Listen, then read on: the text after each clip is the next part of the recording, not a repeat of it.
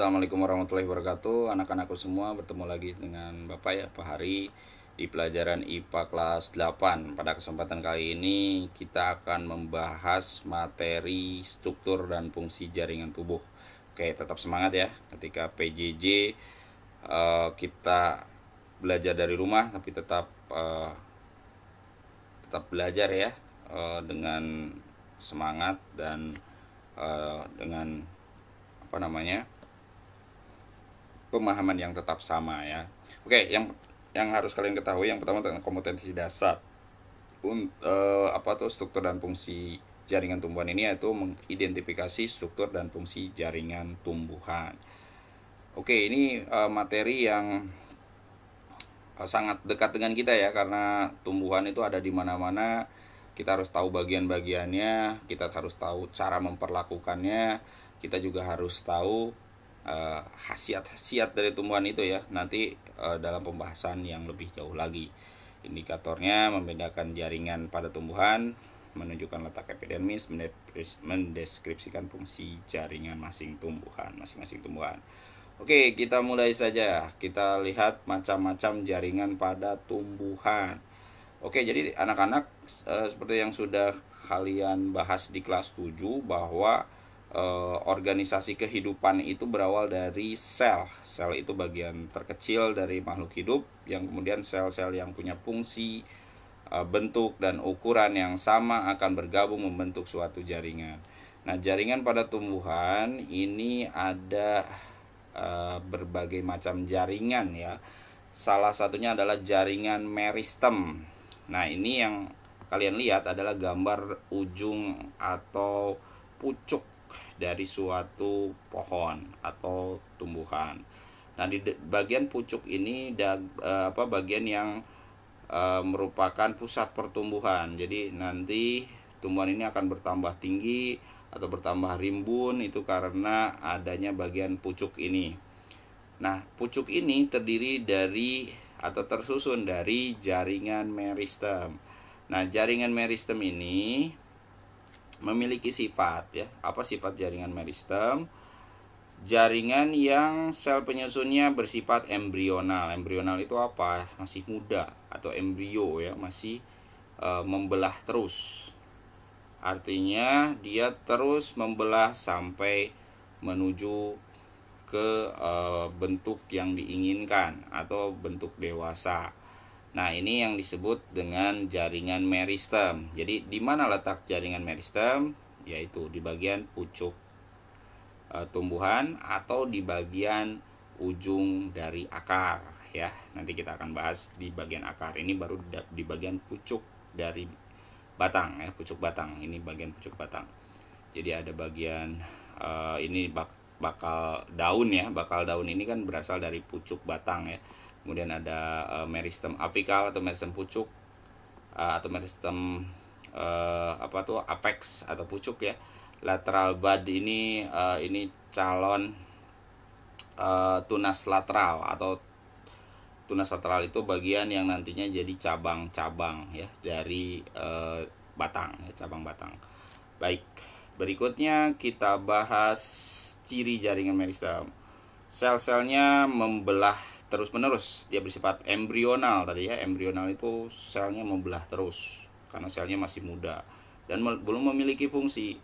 Jadi dia masih terus membelah sampai dia nanti membentuk organ-organ tubuh. Misalnya bisa menjadi daun, bisa menjadi batang, atau bisa juga menjadi akar. Bentuk dan ukuran selnya sama ya, karena mereka belum menjadi sel dewasa. Kemudian kaya protoplasma atau kaya dengan cairan-cairan sel. Kemudian dinding selnya tipis, isi sel tidak mengandung kristal dan cadangan makanan. Dan ingat ya, ada satu di sini yang Bapak tambahkan, yaitu memiliki inti selnya besar. Kemudian vakuolanya belum ada ya, atau kalau ada itu sangat kecil. Vakuola itu bagian yang fungsinya untuk menyimpan cadangan makanan ya. Vakuola itu bagian dari sel atau disebutnya organnya sel atau disebut organel, yaitu pelajaran kelas 7 ya. Diulang lagi. Oke, berikutnya Jaringan meristem itu dibagi menjadi dua macam. Ada jaringan meristem primer, ada jaringan meristem sekunder. Meristem primer itu biasanya di bagian pucuk-pucuk atau di bagian ujung. Nah, yang ada di gambar ini adalah ujung akar. Ini akarnya udah diperbesar ya, ujung akarnya udah diperbesar dengan mikroskop ya. Di sini bagian ujung akar ini ada root cap atau disebut tudung akar ya. Kemudian ada meristem apikal, kemudian ada di sininya ada bagian meristem. Nah, ini meristem ground meristem ya, atau ini namanya zona pertumbuhan. Nah, ini di sini ada prokambium, ada protoderm, ini bagian kulit dari akarnya, dan bagian paling luarnya disebut epidermis. Nah, di sini ada bagian endodermis, ini epidermis ya, dan root hair atau disebutnya rambut akar ya. Nah, ini bagian ujung dari akar ya. Nah, ini tadi bagian pucuk. Jadi yang mau dijelaskan, jaringan meristem primer adanya di sini ya, di meristem apikal di sini. Sedangkan meristem sekunder adanya di bagian di sini, prokambium, di bagian tengah. Jadi kalau meristem primer fungsinya untuk pertumbuhan ke atas kalau di batang ya ini ya. Dan meristem sekunder untuk pertumbuhan ke samping, yaitu melebarkan batang. Nah, atau melebarkan akar. Nah, meristem sekunder ini nama jaringannya disebut jaringan kambium ya. Jaringan kambium. Nah, makanya meristem sekunder ini biasanya terdapat di tumbuhan dikotil karena yang memiliki kambium adalah tumbuhan dikotil. Baik, berikutnya. Nah, ini kambium tadi ya. Kambium ini adalah jaringan yang membentuk nantinya bagian yang sini namanya xilem, yang sini bagian phloem, itu pengangkut, jaringan pengangkut. Nanti akan kita bahas lagi ya jaringan pengangkut. Nah, meristem primer tadi ya berasal dari sel-sel embrional. Contohnya meristem di ujung akar, ujung batang yang biasa disebut meristem apikal ya. Meristem primer akan menyebabkan pertumbuhan primer atau pertumbuhan yang ke atas. Jaringan yang dibentuk dari meristem primer disebut jaringan primer. Jadi tadi ya, meristem primer untuk pertumbuhan ke atas dan ke bawah, sedangkan jaringan meristem sekunder untuk pertumbuhan ke samping. Oke, baik, kita lanjutkan ya. Meristem sekunder. Nah, ini berasal dari jaringan dewasa yang telah mengadakan diferensiasi. Apa itu diferensiasi? Yaitu sel-sel tadi meristem yang belum memiliki fungsi itu kemudian memiliki bentuk dan fungsi tertentu, disebutnya berdiferensiasi. Misalnya dari sel-sel kambium berubah menjadi xilem dan phloem, artinya dia berdiferensiasi menjadi jaringan pengangkut karena xilem dan phloem adalah jaringan pengangkut. Oke, misalnya parenkim dan kolenkim. Nah, contoh lain adalah kambium dan kambium gabus. Nah, kambium dan kambium gabus tadi Bapak udah sebutkan, itu adalah salah satu contoh jaringan meristem sekunder. Meristem sekunder akan menyebabkan pertumbuhan sekunder, yaitu pertumbuhan ke samping. Jaringan yang terbentuk dari meristem sekunder disebut jaringan sekunder. Kambium akan menghasilkan xilem dan phloem. Tadi udah dijelaskan ya, xilem dan phloem, dan kambium gabus akan menghasilkan gabus. Gabus itu apa sih? Gabus itu bagian di belakang kulit batang. Itu disebut gabus ya.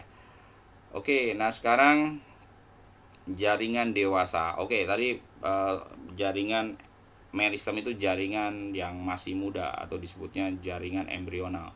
Nah, sekarang kita lanjut ke jaringan yang sudah dewasa, yaitu jaringan yang terbentuk dari hasil diferensiasi dan spesialisasi dari sel-sel hasil pembelahan jaringan meristem.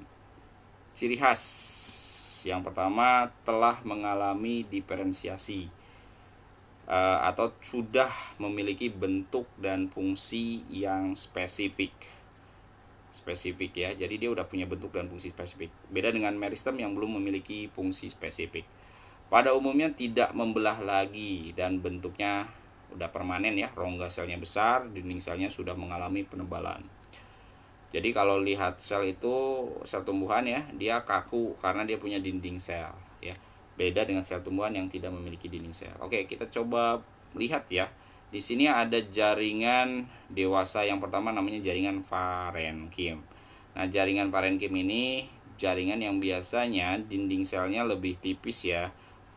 Walaupun ini lebih tebal dibanding dengan jaringan meristem, tapi dia termasuknya atau ukurannya tipis, dinding selnya, dinding sel yang bagian ini ya. Kemudian dia memiliki vakuola yang besar biasanya. Nah, di sini ini contoh jaringan parenkim. Jaringan parenkim ini disebut juga jaringan dasar. Nah, terus ada jaringan penyokong. Salah satunya adalah jaringan kolenkim. Nah, nanti kita akan bahas satu-satu ya. Ini jaringan kolenkim beda dengan jaringan parenkim, dia dinding selnya mengalami penebalan lignin sehingga dia menebal ya di sini. Kemudian ada jaringan sklerenkim. Nah, di sini lebih tebal lagi. Jadi jaringan sklerenkim itu juga jaringan penyokong. Jadi penyokong ada dua ya, kolenkim dan sklerenkim. Nah, ini kalau dilihat dari atas ya, kalau ini dilihat dari samping seperti itu. Oke, kita bahas satu persatu ya. Kita mulai dari jaringan paling atas, yaitu jaringan epidermis. Oke, biasanya merupakan jaringan yang menutupi permukaan tumbuhan. Bentuk selnya seperti balok, tersusun berlapis tunggal, tidak ada ruang antar sel, sangat rapat ya. Tidak memiliki klorofil dan modifikasi sesuai dengan letak dan fungsi. Oke, nah ini salah satu jaringan atau contoh jaringan epidermis. Contohnya yang ada di daun ya. Kalau kamu menemukan ada stomata atau mulut daun itu di jaringan epidermis, berarti ini ada di daun ya. Kita bisa simpulkan ini epidermisnya ada di daun karena ada stomatanya. Stomata itu apa? Stomata itu mulut daun. Nah, ini gambar dari akar ya, tapi dipotong secara melintang. Nah, di sini kita bisa lihat kalau di bagian akar itu juga ada jaringan epidermis. Nah, ini yang epidermis, ini bagian rambut akar. Kemudian bagian belakangnya ini ada endodermis. Di sini ada xilem dan phloem ya, untuk mengangkut phloem untuk mengangkut sari makanan, xilem untuk mengangkut air dan mineral dari tanah ke seluruh bagian tumbuhan. Kemudian ada bagian perisikal. Perisikal ini salah satu jaringan meristem ya, meristem sekunder yang tadi ya untuk pertumbuhan ke samping. Dan di sini ada bagian korteks.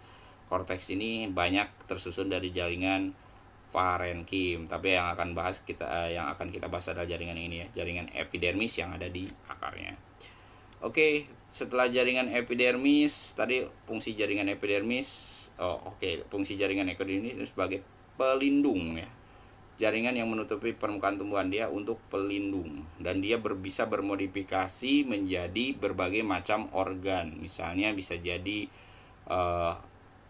mulut daun, bisa jadi duri, dia juga bisa jadi filamen atau pelapis akar ya, dan juga bisa jadi sel kersik dan lain-lain sebagainya. Itu modifikasi dari jaringan epidermis. Nah, sekarang kita bahas jaringan parenkim. Ini jaringan dasar ya. Jadi kalau semua tumbuhan itu punya jaringan ini, jaringan parenkim. Nama lain parenkim adalah jaringan dasar. Tadi Bapak sudah sebutkan. Sel parenkim mengandung klorofil, disebut klorenkim. Jadi ada parenkim yang punya klorofil, ada yang tidak. Yang punya klorofil disebut klorenkim. Fungsi dari jaringan parenkim adalah untuk menyimpan cadangan makanan dan air oleh tubuh tumbuhan. Nah, ini gambar dari jaringan parenkim yang ada di daun. Ini kalau daunnya dipotong kecil-kecil dan dilihat di mikroskop, maka akan kelihatan bahwa lapisan atas daun ini namanya kutikula atau lapisan lilin, terus baru ada epidermis. Nah, parenkimnya di mana, Pak? Parenkimnya ada di sini. Ini namanya parenkim palisade. Dan parenkim yang kedua yaitu yang ini, yang jarang-jarang ya. Kalau ini lebih rapat, kalau ini yang jarang-jarang itu disebut parenkim spons atau disebut juga bunga karang. Yang sebelah sini baru di bawahnya epidermis lagi. Dan ini ada jaringan xilem dan phloem. Kalau ini pengangkut, nanti kita bahas berikutnya kalau pengangkut. Nah, ini misalnya jaringan parenkim yang ada di batang. Di mana letaknya? Di sini. di bagian korteks. Di sini tersusun dari jaringan parenkim, jaringan dasar ya. Nah, biasanya ciri jaringan dasar ini, jaringan parenkim, dia dinding selnya lebih tipis-tipis ya. Jadi tidak tebal ya, tidak seperti jaringan penyokong. Oke, ini tentang jaringan parenkim. Nah, berikutnya jaringan penguat atau penyokong. Jaringan penguat nama lainnya adalah stereon. Fungsinya untuk menguatkan bagian tubuh tumbuhan. Ingat, terdiri dari dua jaringan, yaitu jaringan kolenkim dan sklerenkim. Tadi di awal Bapak udah jelaskan sedikit. Bedanya apa? Kolenkim ini dia biasanya selnya, dinding selnya ya, bagian yang ujung-ujung sini dinding sel itu menebal ya, menebal, tapi hanya di bagian sudut-sudutnya saja. Tapi berbeda dengan sklerenkim, dia menebal di semua bagian dinding sel. Karena fungsinya berbeda. Kolenkim biasanya menguatkan jaringan muda, sedangkan sklerenkim menguatkan jaringan tua. Dan di sini terdiri dari serat-serat yang cukup tebal. Ini yang menyebabkan sklerenkim itu lebih kuat dibandingkan kolenkim. Kalau kolenkim ini dia seratnya masih sedikit. Jadi akhirnya pengaruh dari kolenkim dan sklerenkim itu, sklerenkim lebih kuat. Dan dia juga punya sel batu ya, atau disebut stone cell. Sel batu ini menyebabkan, atau disebut sclereid ya. Sclereid ini menyebabkan lapisan sangat kuat dari tumbuhan. Contohnya batok kelapa ya, itu terdiri dari sclereid. Jadi ini ada dua ya, jaringan penyokong itu ada kolenkim dan sklerenkim. Berikutnya kita bahas jaringan pengangkut yang tadi Bapak terus singgung ya, tapi belum dibahas lebih detail. Ada xilem dan phloem. Apa fungsi xilem? Xilem mengangkut air dari tanah menuju ke seluruh tubuh tumbuhan. Sedangkan jaringan xilem ini mengandung sel parenkim dan serabut xilem yang fungsinya sebagai serabut pada phloem. Jadi jaringan xilem dan phloem ini kita bayangkan saja seperti selang yang mengalirkan air, cuma arahnya berbeda. Kalau xilem ke atas, kalau phloem ke bawah dan ke atas ya. Xilem ini kenapa dia arahnya ke atas? Dia mengangkut air dan mineral dari tanah ke atas bagian tumbuhan. Tapi kalau phloem mengangkut hasil fotosintesis yang terjadi di daun, sehingga arahnya ke bawah. Seperti itu ya. Nah, ini yang ada di sebelah sini, ini ada phloem yang lubangnya besar-besar nih, yang ada putih-putih, ini xilem. Jadi biasanya phloem ini lubangnya lebih kecil-kecil. Seperti halnya yang ini juga ya. Di sini bagian phloem itu yang ini ya, ini kecil-kecil, dan xilemnya yang besar-besar. Bedanya apa? Yang ini gambar batang, ini gambar akar. Ini akar dikotil, sedangkan ini batang, juga batang dikotil ya, atau tumbuhan dikotil, tumbuhan berkeping dua, bijinya berkeping dua. Oke, berikutnya phloem. Tadi phloem fungsinya untuk mengangkut zat makanan hasil fotosintesis yang dilakukan daun ke seluruh bagian tumbuhan. Jadi dia arahnya dari atas ke bawah karena daun adanya di atas. Dia punya bentuk itu seperti ini ya. Kalau dilihat di sini sebenarnya si phloemnya yang sebelah sini ya. Ini xilemnya yang ada lubang-lubang besar, ini disebutnya xilem. Jadi ini di batang monokotil atau batang tumbuhan berkeping satu. Di sini ini di bagian akar ya. Ini akar dari dikotil. Akar dari monokotil. Oke, itu phloem. Nah, sekarang ke jaringan gabus. Sebenarnya jaringan gabus ini juga tadi berhubungan sama cambium gabus. Nah, jaringan gabus ini jaringan yang ada di belakang jaringan epidermis. Pelindung menggantikan epidermis kalau epidermisnya rusak, karena dia tepat di belakang epidermis. Dibentuk oleh cambium gabus atau disebut pelogen. Pelogen akan membentuk velum dan veloderm. Nah, di sini kita bisa lihat ini jaringan epidermis, terus di belakangnya itu ada jaringan gabus. Nah, baru nanti ada jaringan di sini xilem, di sini cambium vaskuler, di sini phloem. Nah, ini dari batang ini ya, kalau kita potong, kita lihat di mikroskop bentuknya seperti ini. Nah, ingat cambium gabus adanya tepat di belakang dari jaringan epidermis yang warna abu ini ya, tepat di belakang ini adalah cambium gabus. Baik, kita lanjut. Pengangkutan air dan mineral dibedakan menjadi dua, ada ekstravaskuler, ada intravaskuler. Oke, dari tadi kita bicara vaskuler. Vaskuler itu apa? Pembuluh. Pembuluh ada dua, xilem dan phloem. Kalau ekstravaskuler berarti tidak melalui xilem dan phloem, atau melalui sel-sel secara langsung, tidak melalui xilem dan phloem, dan ini penyerapannya melalui rambut akar, kemudian masuk ke celah-celah tumbuhan. Kalau langsung melalui menembus sel disebut simplas, yang ini ya. Tapi kalau melalui ruang-ruang antar sel yang warna merah ini disebut apoplas. Jadi apa bedanya simplas dan apoplas?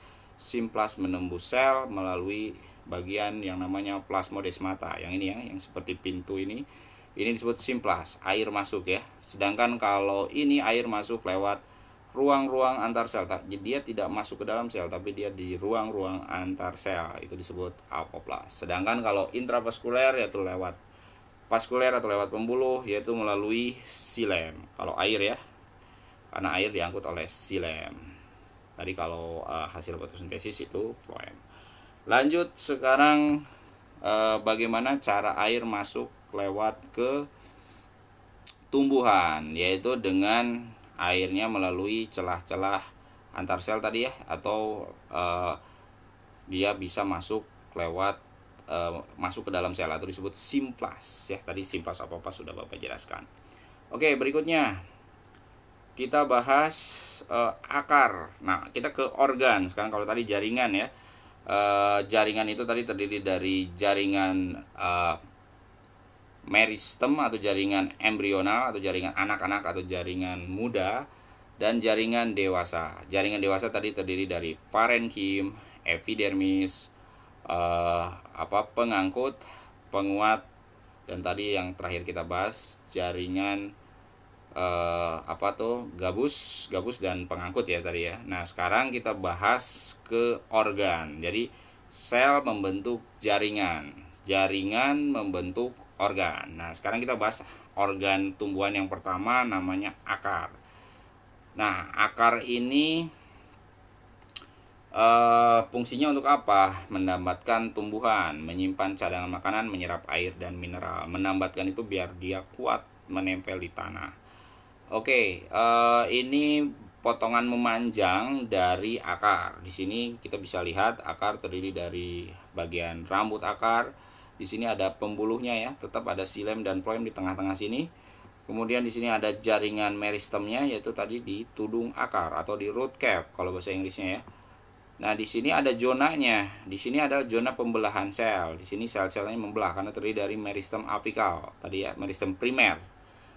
Terus kemudian bagian sininya disebut bagian pemanjangan atau elongation, dan di sini di bagian yang dekat dengan root hair atau rambut akar itu ada bagian diferensiasi atau zona pembentukan atau zona perkembangan sel menjadi sel dewasa atau menjadi sel yang memiliki fungsi khusus. Oke, berikutnya kita lihat ini juga masih akar. Nah, ini akar dipotong secara melintang. Kalau tadi memanjang ya. Nah, kalau melintang ini kita bisa lihat di sini ada epidermis, cortex, terus di sini ada perisikel tadi ya, bagian meristem sekunder dari tumbuhan itu disebut perisikel yang kalau di akar. Di sini ada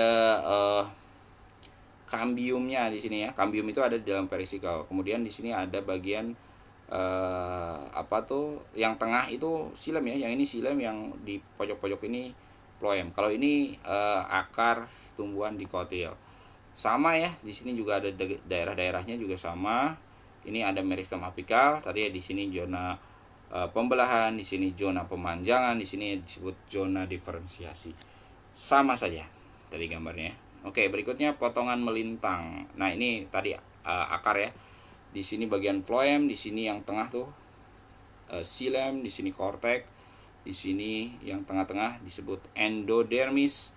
Di sini ada pita Caspari. Jadi ketika air masuk ke sini, air tidak bisa melalui pita Caspari atau Casparian trip, tapi bisa lewat celah-celah pita Caspari, sehingga air tidak berlebihan masuk ke dalam xilem, dan nanti xilem langsung mengangkut air ke seluruh tubuh tumbuhan. Nah, ini tipe pasisnya atau tipe pembuluhnya radial. Apa itu radial? Karena si xilem atau phloem mengelilingi xilem. Nah, di sini ini bagian tadi ya, ini sama saja. Ini lebih jelasnya lagi. Epidermis, cortex, phloem, tengahnya xilem. Dan yang ini disebutnya stele atau silinder pusat, yang tadi terdiri dari pita Caspari. Baik, berikutnya bagian batang. Jadi bagian organ tumbuhan tadi satu akar, yang kedua batang. Batang merupakan bagian tumbuhan yang berada di permukaan tanah, berasal dari batang lembaga pada embrio. Batang berfungsi sebagai, nah fungsinya ini yang penting ya, tempat duduk daun, sarana lintasan air, mineral dan makanan. Ada perbedaan antara batang dikotil dan monokotil. Coba kita lihat. Ya, ini yang bagian pucuk tadi ya, bagian ujung batang. Di dalamnya terdapat meristem apikal untuk pertumbuhan primer atau pertumbuhan terus ke atas.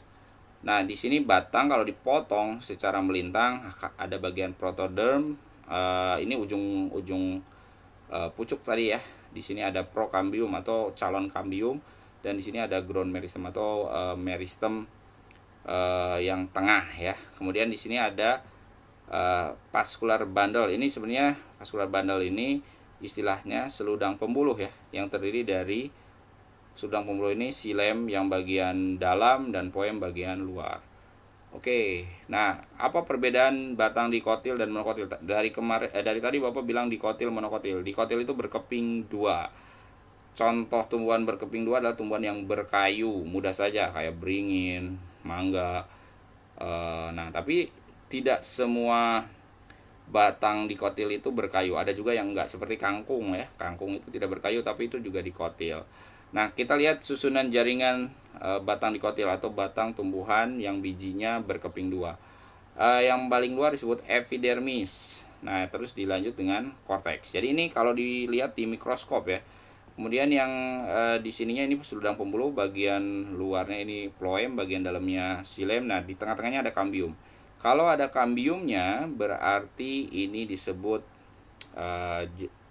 batang dikotil ya, karena batang monokotil tidak memiliki kambium.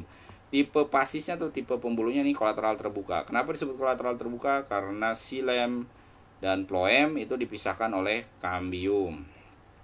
Oke. Nah, terus ada batang monokotil. Nah, batang monokotil ini tumbuhan monokotil, tumbuhan berkeping satu, biasanya tumbuhan yang tidak berkayu. Dia tidak bisa tumbuh ke samping, tapi bisa tumbuh ke atas. Misalnya pohon kelapa bisa tumbuh ke atas gak ke samping. Akhirnya dia tumbuhannya nggak lebar tapi tinggi.